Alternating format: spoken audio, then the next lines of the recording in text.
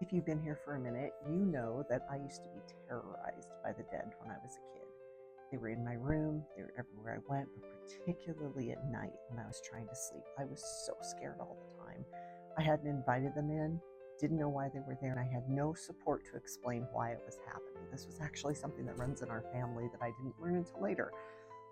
Over the course of my work, I work with a lot of intuitive people. I talked about how all of us have a little bit of what The Shining calls shine, where we're like little dots of light to the others that have crossed over, some that are just not good things. But what I find interesting, even myself in my own experience, is that when it was happening to me, I felt like I couldn't do anything to stop it.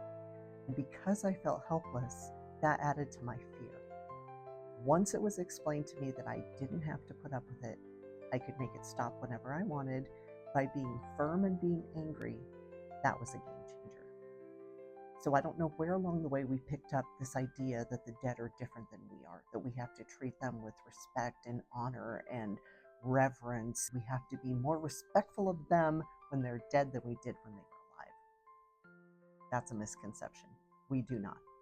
The way I explain this to people is, if you go to bed at night and your child starts yelling, "Mommy, there's somebody in my bed. Daddy, there's somebody downstairs in the kitchen that doesn't live here," you're not going to go down and say, "All love and light to you. Please, can I fix you a sandwich? After you're done, would you mind leaving? There's the door right there. Please just go out." No, you come downstairs guns blazing, at least fists up, going, "Get the out of my house." Why aren't we doing that with dead people when they come in? You have the right to do that.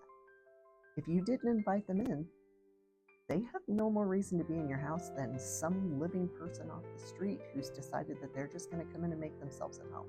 This is a really important thing to understand if you're an intuitive and, like me, you lived in fear of this stuff for so long.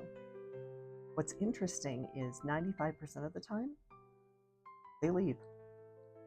95% of the time, they stop bothering you when you put your foot down and say, "I will not tolerate this in my house anymore."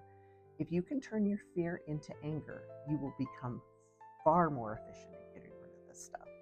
And then you can start to work on setting boundaries, making sure that they're not able to walk all over you, because this is a boundary issue. A lot of haunting issues are boundary issues, where a living intuitive hasn't put their foot down and said, "You are not allowed to treat me this way." It makes you question all of your relationships now, doesn't it?